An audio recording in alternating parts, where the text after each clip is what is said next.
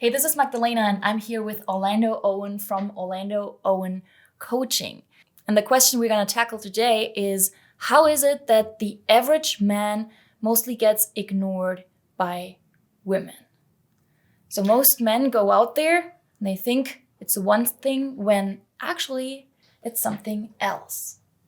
Yeah, most guys go out there, and I used to do that when I was younger. I used to walk out there and say, is my exterior right? Am I dressed right? Am I wearing the cool clothes? And do I have to maybe get some plastic surgery? I was thinking about all these things. Is the car I drive? Can people smell how much money I'm making?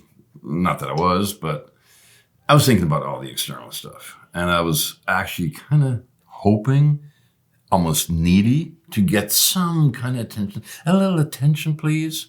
And that didn't work. And I could not figure out why. And I mean, we've had tens of thousands of inquiries over the last few years, and how is it that women don't notice me? Maybe I need to get some kind of plastic surgery after all, or maybe I need to do this or that. I need to get jacked. None of these things hurt. I mean, I'm not talking about plastic surgery now. That's a whole different bowl of wax. I don't want to go there now. But anything else, your looks, all that stuff, that should get me the attention of women. Well, first of all, the hidden thing in there is if you need the attention of anyone, external validation, social approval, chances are you're basically broadcasting a deficit that you're really needing something else. But that's a little bit of a deep inner game kind of thing. We're not even going that far quite yet. But what I can tell you is that the exterior, how you look, if you look cool, if you're working on all that exterior stuff, that's all wonderful and fine and dandy. And it may help a little bit in getting the initial spark of attraction, sticking out above the rest, but that's all it's going to do. It might open the door. But if that's all you got to do, like that old thing, was it Sally met Harry, whatever, you got me at hello. Well, yeah, it actually works that way. You don't have to say the most complicated thing. People work and spend hours and days and agonizing. How can I keep a conversation going? How can I be interesting? Well, you have to be the most interesting man in the world. There's a lot of stuff there. What makes that most interesting man in the world so interesting? He used to actually live down one marina down from me, where I lived on a sailboat in Marina del Rey. And with that campaign for Dos Equis, he actually got himself a much bigger boat than my boat. He had like this 57-foot monster yacht. But he was just a regular guy.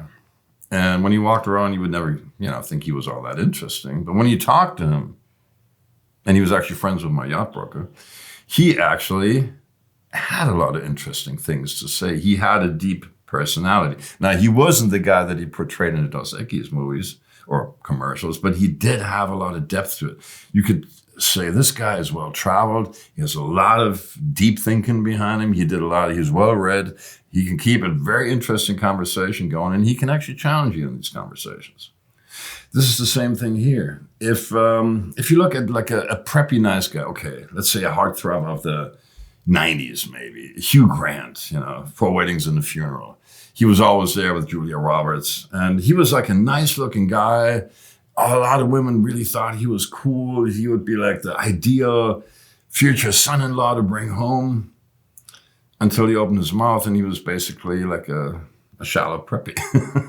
Nothing against Hugh Grant. If you're a fan, don't let me take away from that. But he didn't really have that special something, that special sauce that really got women interested. And it's that thing that women are looking for. That special something. And every man has the potential to have something like that. This spark, this passion. That something that, oh my God. Women are like cats, they don't want to see the whole thing. It's like Christmas presents. They don't want to spoil it. Spoiler alert. No. They want to like slowly unwrap this thing and see what's there. And I'm not talking about taking your clothes off. I'm talking about they want to explore and talk to you and figure out, wait. Okay, this is nice exterior or whatever it is, average exterior. That's fine. But there's got to be something more. I sense there's something more. And that is what draws women in and makes her like, I want to get to know this guy. I want to know who he is. And it's not your looks that make a woman like turn their heads and do a double take. It's like, oh, who is this? I want to get to know him. It can be a pretty average looking guy who makes me like, whoa, oh, he is crazy. I want to know more about him. I feel something interesting. You do an intuitive double take, and it's not the exterior. As a matter of fact, I read a thing like 20 years ago. Now, I can't vouch for the veracity of this or anything like that, but I did read something, as it was 20 years ago, so I don't remember the details. But Brad Pitt, I remember him talking about how when he first came to Hollywood in the, 80s, whenever it was, that he actually couldn't get laid. Nobody notices me. He couldn't get auditions. He was in Hollywood and he was single and didn't mean to be single. He didn't want to be single. Again, don't quote me on this. This may not be true, but I've heard stories like that from all kinds of super good looking guys that said, I don't know what it is. Or even worse, maybe. Yeah, I get that initial, the girl's like, wow, yeah, let me talk to you. You're hot. And, well, until he opened his mouth. And that guy left whatever one that was interested in wanting. And it was the exterior, the pretty exterior was all there was. And I mean, as a man, I see this with a lot of girls. I see a lot of girls, I talk to them all ages, women, and I'm like, wow, yeah, that's really hot, until she opens her mouth. And I'm like, yeah, I think I'll take a hard pass on that for whatever reason. Either I pick up dysfunction or I pick up that she's really just not that interesting, or that we absolutely have nothing in common, or that we have nothing to talk about. So what could you be talking about? What is it that really attracts a woman? Well, in a nutshell, we basically distilled 3 bullet points here. And those are not necessarily in order, or maybe they are. Actually, they are probably in order. First of all, lack of basic attraction. There's an old adage that somebody put up there, a guy named David Angelo 20 some odd years ago, and it's called, attraction isn't a choice. You don't choose to be attracted to a pretty girl if you're a man, and vice versa. A woman does not say, well, the guys, I'm doing this on a logical, checklist. He checks 5 out of 6 boxes. Let me turn on my attraction, receptors. No, she looks at that guy for, anywhere between a tenth of a second, or maybe it's a couple of minutes of small talk. And if there isn't that kind of spark, that kind of, makes a connection of some sort, then it fizzles. And it's like, well, okay, I have to rearrange my sock drawer. It's been nice talking to you. See you later, or not. And it's not personal. It's nothing personal. It's just that a woman can only engage with a man on that romantic level if she is attracted to him, if this initial attraction is there. Otherwise, women don't really engage with men because it's this magnetic pull that pulls her into your orbit, basically. And that is what women are looking for. Otherwise, you're just another guy and you end up in the friend zone. But that is another video we're going to that opens up a whole new can of worms, and it's probably not just one video, but a whole subscription, maybe 100.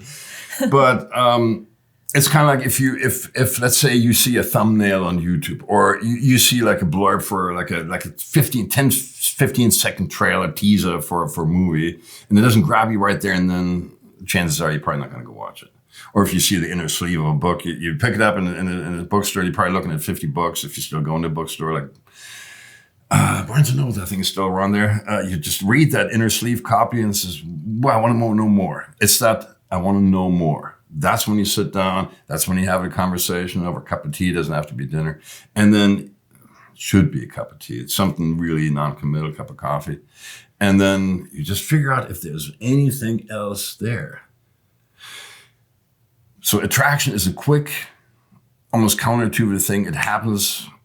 And it either happens or it doesn't. But, and here's a big but, that's the tip of the iceberg. You may only see that tiny little thing that sparked you one, the double take. Oh, I want to know a little more. That person is somewhat interesting. Might have been a little kind of like mischievous smile or something around the edges of the eyes. Might have been anything. You just want to know more. There may be more, there may not be more. But for the woman to want to know more, which is really the entry level there, then you have to back that up with something. You can't just, your looks might write a check that who you really are can't cash. And then women will not only lose interest, they'll actually be actively disappointed. Number 2, we really have to keep this short, otherwise you lose interest. Lack of masculinity. That was a tough one for me because I thought, I'm already doing some paramilitary work, I can bench, 315, I can handle myself. Women shouldn't know I'm the man.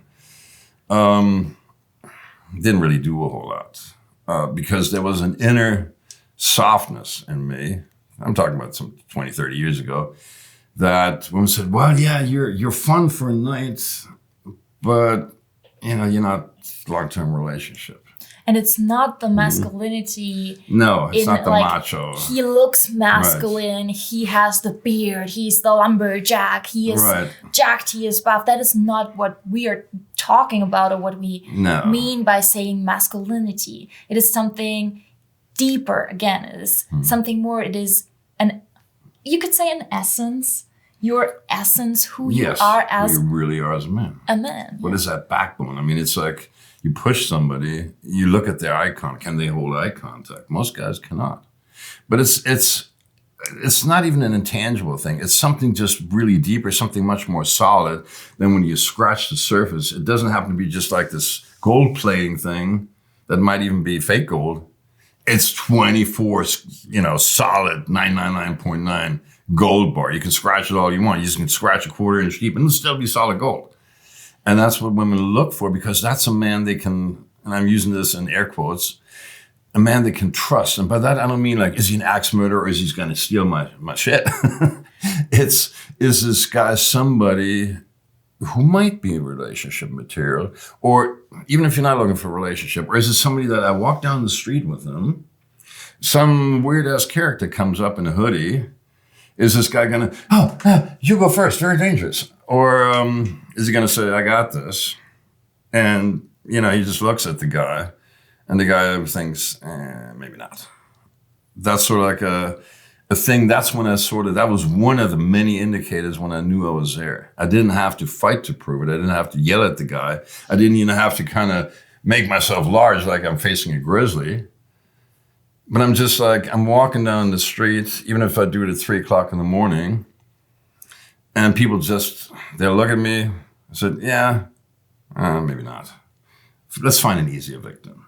And again, this all sounds like we're talking about your muscle, your prowess, your ability to fight, you handle yourself. None of this is really what I'm talking about. Masculine essence, by the way, if you want to learn more about it, I've distilled this over many years, if not decades, the 10 points of masculinity, what they are. But this would definitely go much farther than this program will allow. And again, if you want to know more about this, then where to click, right underneath or beneath this video.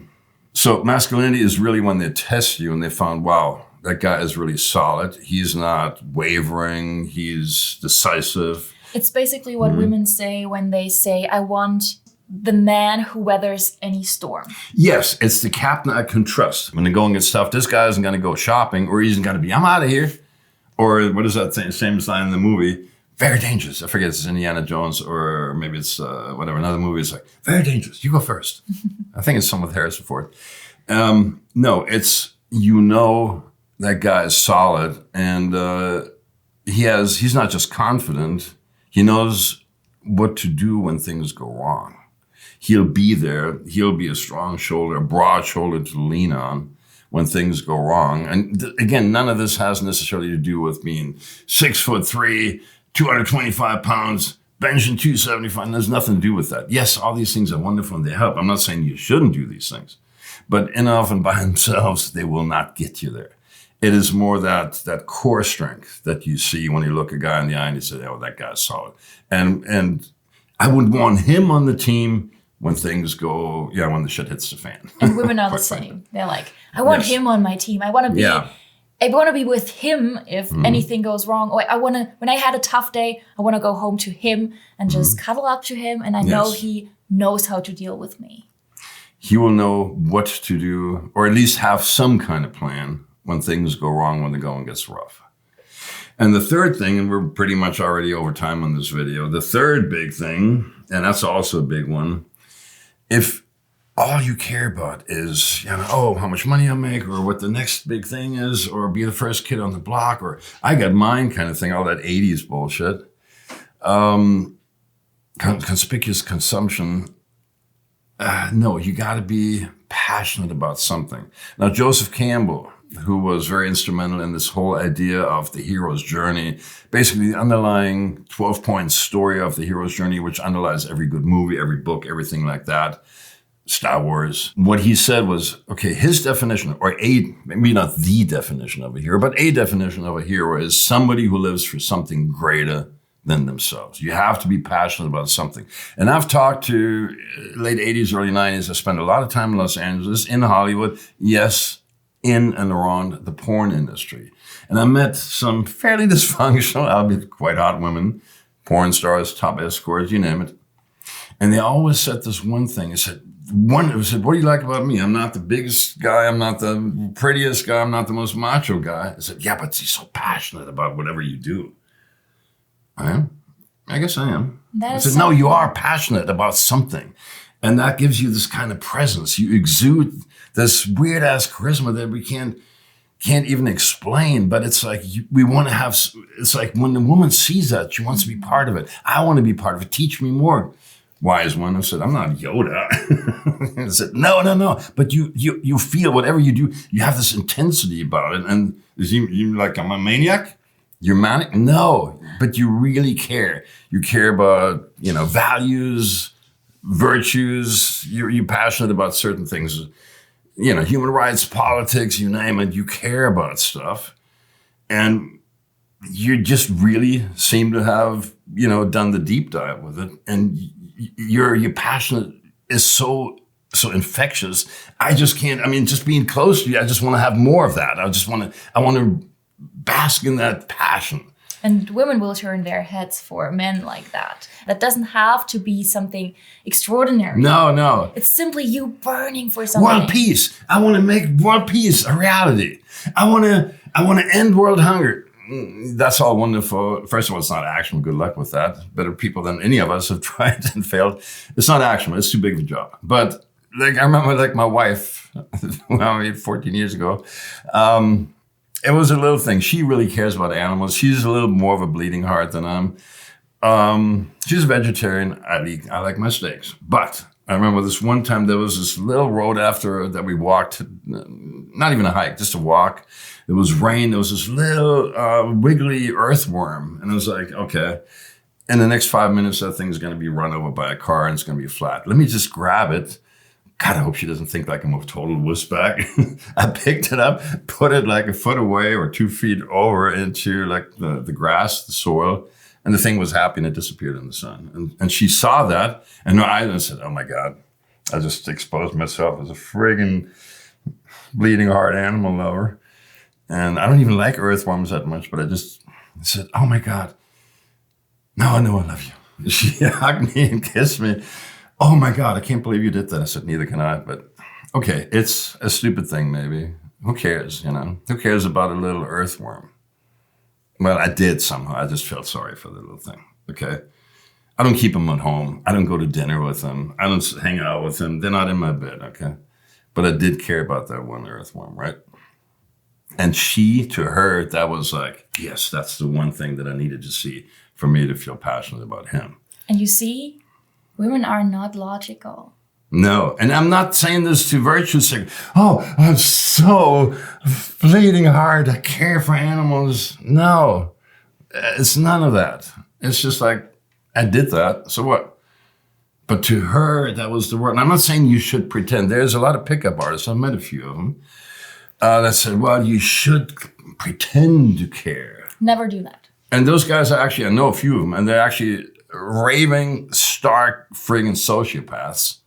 And they pretend, I'm sorry, I can't see you this afternoon because I'm going to see my sister or my niece. She's in the hospital and I really care.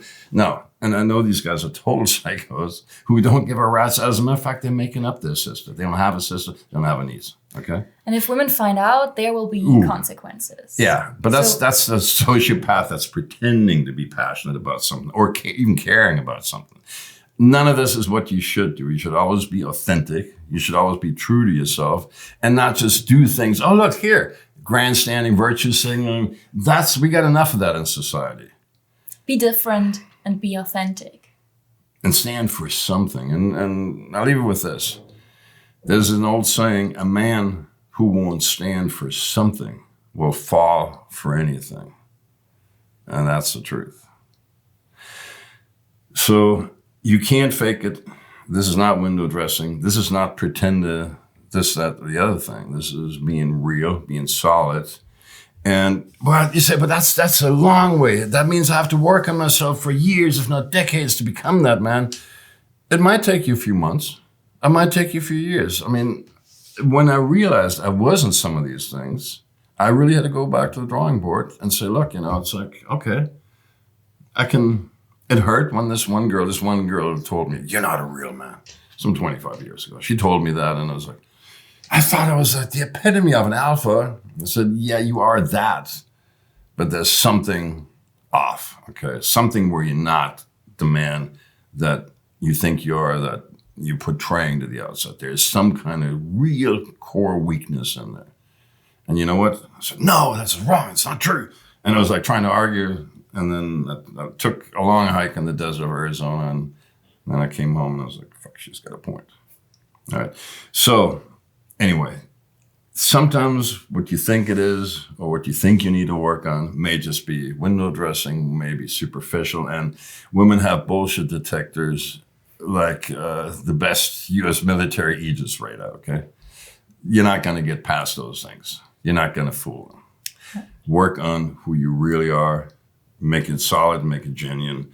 And as a very nice side effect, which is probably 10 times bigger than even the woman thing, you'll actually start really respecting yourself. Your confidence will have a basis, in fact. And you'll also, this will definitely reflect in your career, your income, and everything else that you can do in life. And that's maybe the real hidden prize in all of this.